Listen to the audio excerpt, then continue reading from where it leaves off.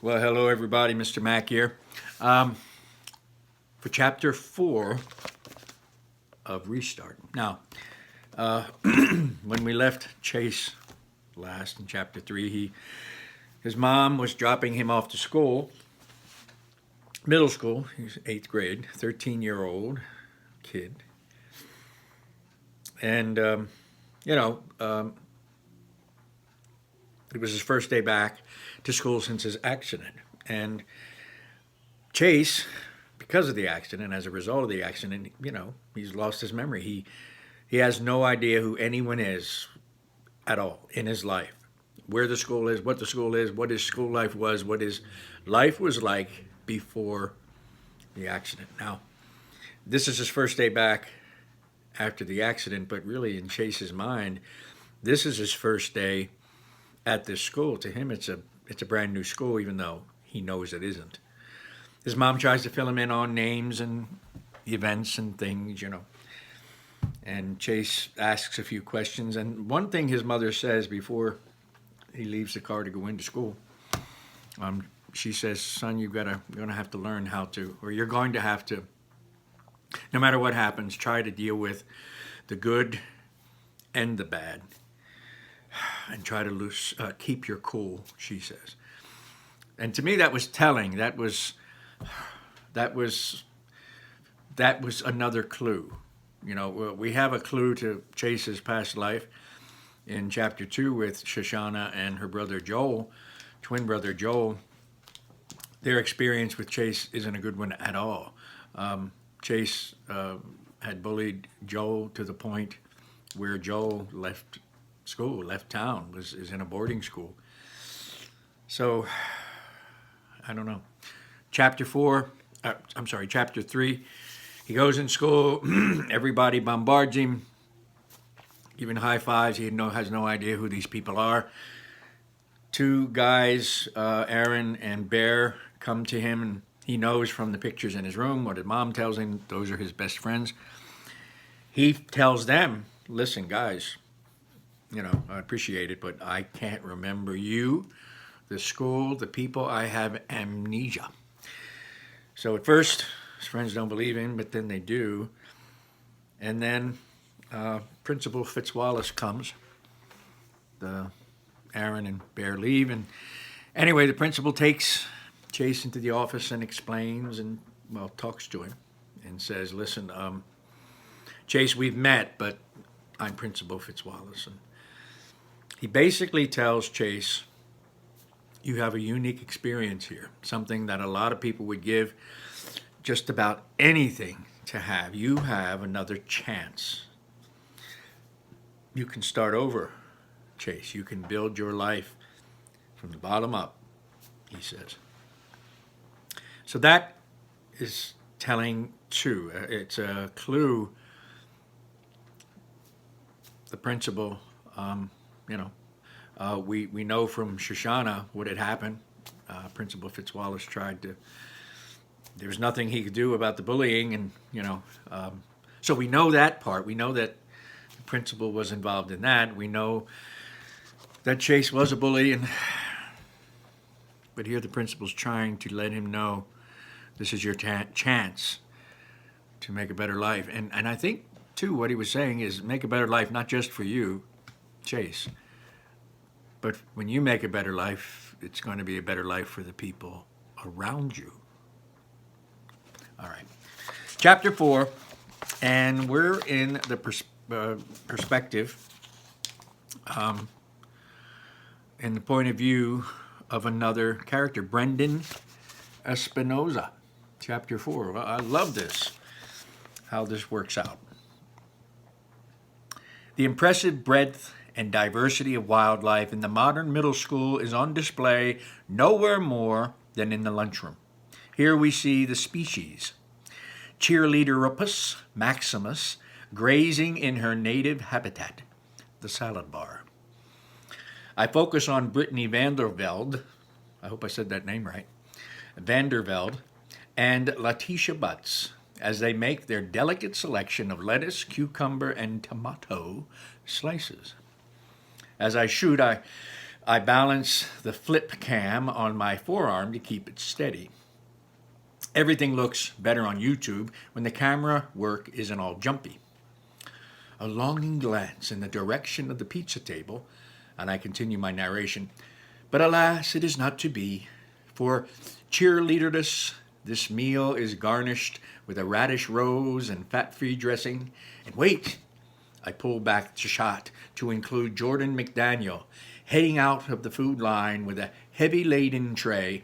Could it be? Yes, a rare clumsius Phallodius, weaving his way to the nearest table. You can do it, clumsius. Oh, there goes the soup. Oh, that orange rolling across the floor. Oh, man, this stuff writes itself. Who needs a script when you've got real life?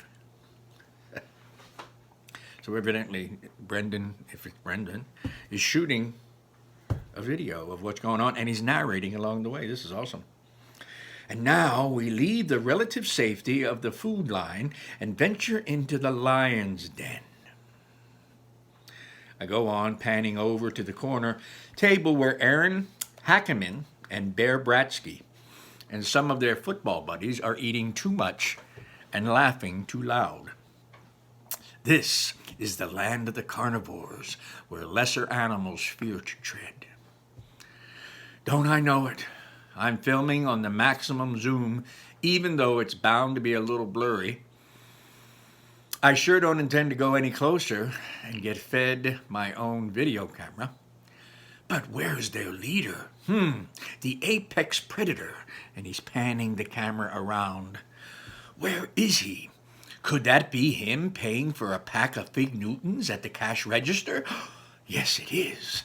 The king of beasts, Footballius Herois, his thunderous footsteps striking terror in the hearts of all creatures, great and small. Watch him make his majestic way to... And as I pan my flip cam to follow Chase Ambrose's path to his football buddies, he disappears from the frame. I frown. He's not going over there. He's not going to his football buddies. He's headed somewhere else. I get him back into the shot and struggle to continue my voiceover. But wait. Mighty Footballus, has changed direction. He's taking his mighty self to a different table. For reasons unknown to his supreme mightiness, he's coming. Oh my God, he's coming. He's coming here. I whip the camera away as fast as I can to leave a trail of burnt air hanging in the cafeteria. He's right opposite me, larger than life, holding his tray over my table. Why is Chase Ambrose coming anywhere near lowly me? Does he know I'm making fun of him and his friends in a YouTube video? If so, I'm dead. Oh, no ifs, ands, or buts. My last interaction with him was the time he and his Neanderthals stood me against a tetherball pole and then played an intense game, the rope wrapping around me until I was trussed up like a turkey.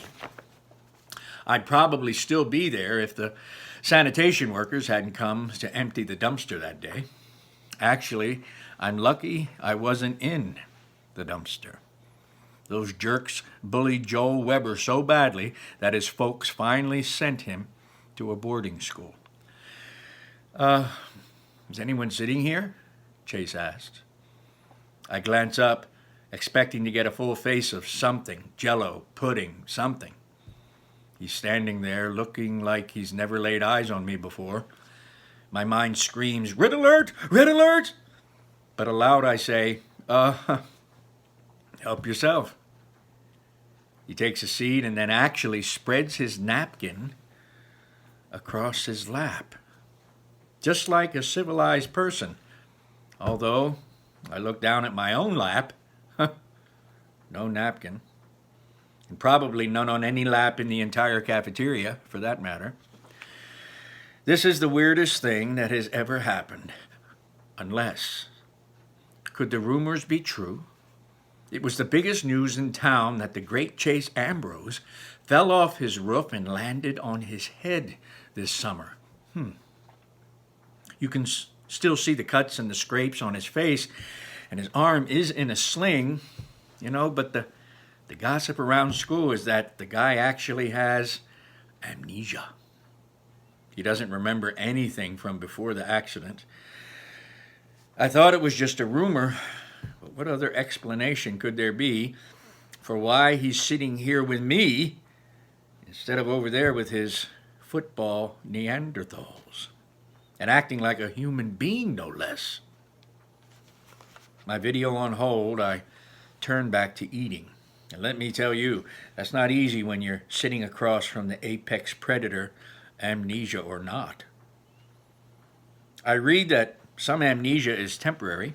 If it all comes back to him, I could have my entire egg salad sandwich shoved up my nose just for daring to be near him. And then I noticed that he's struggling to saw away at a barbecued chicken breast. The dull plastic utensils don't make it easy, especially with one arm immobilized against his chest. He has that sling. He's really working hard at it. Beads of sweat stand out on his brow. I speak the craziest, most full-heartedly words that have ever come out of my mouth. Chase, do you need help with that? No thanks. And he keeps on sawing, getting nowhere. His frustration is growing. I still can't explain why I do it. I get up, loop around the long end of the table, and approach Chase from behind. It's easier when both arms work. He battles a moment longer and then gives in with a sigh. Thanks, maybe I could use a hand. So there I am in the middle of the cafeteria, hunched over the apex predator, cutting up his chicken. It's funny how people they have nicknames for Chase. Joe and his sister have, the alpha rat. This young man has the apex predator, like a Tyrannosaurus Rex, So at one point, Shoshana Weber passes by and shoots me a look that perfectly combines shock, amazement, and disapproval. So remember, Shoshana, brother Joel, sees and looks at him, shock, and then disapproval. Or maybe she's just trying to figure out why I'm sawing at his meat instead of his carotid artery. Maybe that's it. I finish, put down the knife, and hand him back his fork. Thanks, he says sheepishly. No big deal. I return to my side of the table and sit down and hit the floor hard. A chorus of raucous laughter explodes all around me. Well, he knew where his chair was. If he went back to sit down and his chair wasn't there, can we guess what probably happened? That's when I notice I'm surrounded by football players. Bear puts my chair down on top of me, trapping me under it. Chase, man, you're at the wrong table, Aaron exclaims. Come with us. We saved you a spot. They practically kidnap him and drag him to the lion's den. A few seconds later, the chair is lifted off me and somebody hauls me to my feet. Chase. Sorry, he says, looking uncomfortable. Come on, man, come over here, comes a volley of shouts. Come on! He hesitates. They're your teammates and your best friends, I tell him, because maybe he doesn't remember that. Oh, right. If I didn't know better, I'd think he wasn't that thrilled with the idea. Back in my seat, I take out my camera and realize that the video has been running the whole time. There's no picture, obviously, but the audio is all there. I might listen to it later just to prove to myself that I had a close encounter with Chase Ambrose and lived to tell the tale. Well, that was interesting. Chase is meeting new people to him. They're all new people. And our young man, Brendan Espinoza, who is bullied just like, I guess, everyone else in the school, unless you're a football player, a jock of some sort, is bullied by these guys too.